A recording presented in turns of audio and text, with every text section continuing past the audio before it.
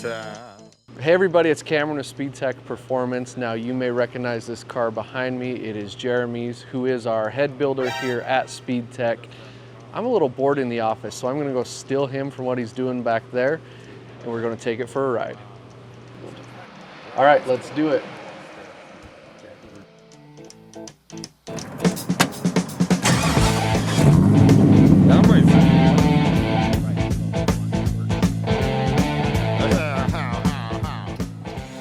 So one of the biggest changes with the car, obviously, is the engine. Yeah, it was an overall transformation because it was the engine, transmission, and fuel tank. So it was right all the way, the whole system. So it's a 6.0.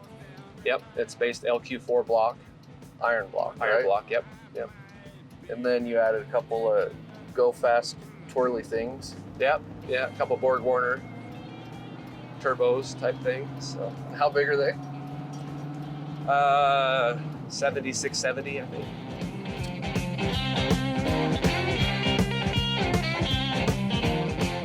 The reason you do a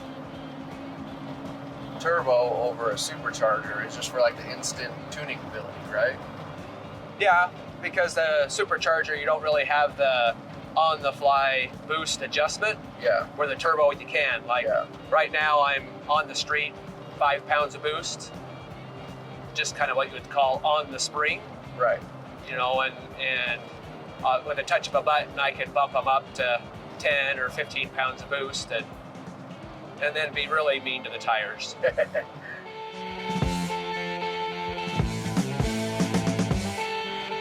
You're basically doubling the power you had before. Yeah, because the small block I had before, it was healthy 350, but you know, it was still a carbureted. It had the old double hump heads and stuff like that, so it might have been 350 or. Do you notice a difference on the street with an extra 250 horsepower? Well, yeah. I mean, under 45 miles an hour, obviously. Yeah. We're not in Mexico. So Autocross, you can probably keep it around the 600 mark. So far I have, yep. Okay. Yeah, I haven't tried, I've tried the higher boost setting on the street and had, you know, it was harder to manage that. So I'm sure once I get more comfortable with it and get better at managing the power, then I might be able to bump it up some. Yeah.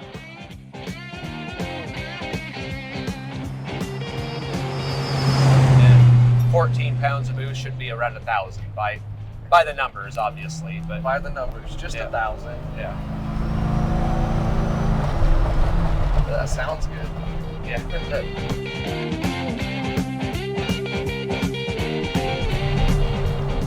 When do you think you had the itch to kind of start hot rodding and building cars and transition from Hot Wheels to real wheels? Speaking of Hot Wheels, I still have all my Hot Wheels. Nice. I have a chest full of, you know, any of them that survived. No way. Always enjoyed cars. My dad's got a 67 Camaro drag car that we've always been to the drag races. Yeah. It was a back half car, and then later on we cut the whole floor out, built a full tube chassis for it, interior. Wow. And what was he running for power? That was a big block Chevy. Nice.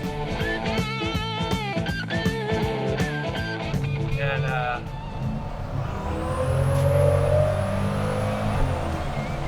that's a little more boost. Yeah, it was. That was good.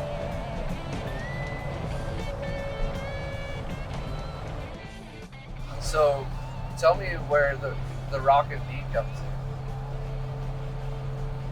Well, D, obviously my last name, and then the Rockin' I used to have Hounds.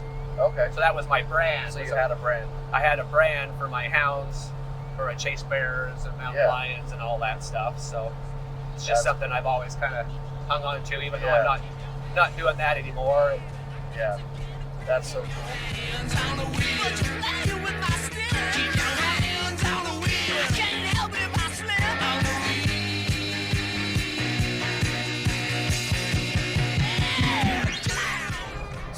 far as the whole Speedtech setup, you've got the extreme front, and then you've got the IRS in the rear with the cantilever shocks. You went from the torque arm to the IRS. Yep. Torque arm's a fantastic setup. Do you notice a big difference street driving or track driving, or where do you notice your biggest difference from torque arm to IRS? Mostly the ride quality, you know, Okay. as far as street wise. Yeah. As far as like the bridge abutments and overpasses, and Right. even cattle guards, you know, is the ride quality of the IRS just soaks it up so much more. Yeah. And then even on the track, you know, a rougher track surface, it just, you know, absorbs it so much more. Yeah. I do notice that that I can get on the power quite a bit sooner with the IRS. Okay. You know, and when I first got my car done, I went down to Fontana, and Nick drove it around the track too, and that was his comment as well, as how smooth it was and how much sooner he could get on the power out of the corner. You recently also just upgraded to mod shocks from QA1. I did. I mean, to me, this is my first car I've actually ridden with the mod shocks, and I mean, I've only got, 2 miles in it now. But it seems super responsive, you know, for all the bumps and everything. Do you have the race packs in them? Because what I like about the mod shock is you can change that pack out. Well, I've got our base setting in them right now, just our initial setting, and like this is how I set up how I raced it all weekend.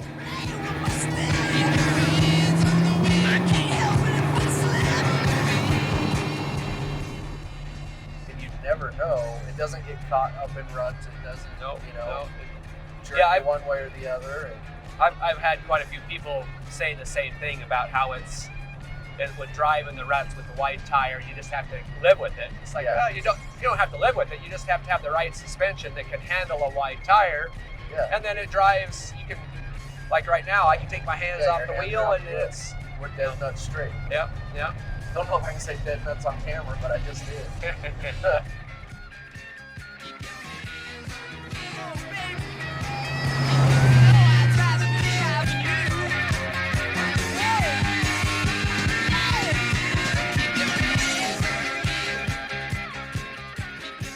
All right, so we just went by Snow Canyon State Park here in southern Utah. It's beautiful. Come check it out. I'm not on their board, but you know, free advertisement.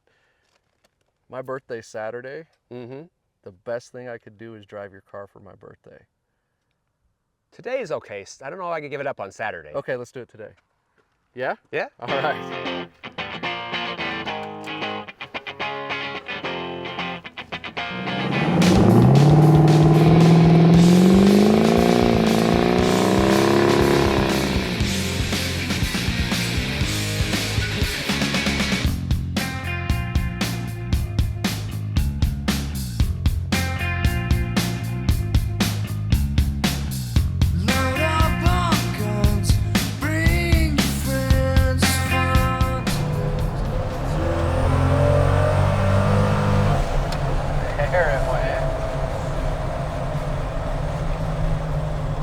Yeah, you can feel it. Yeah.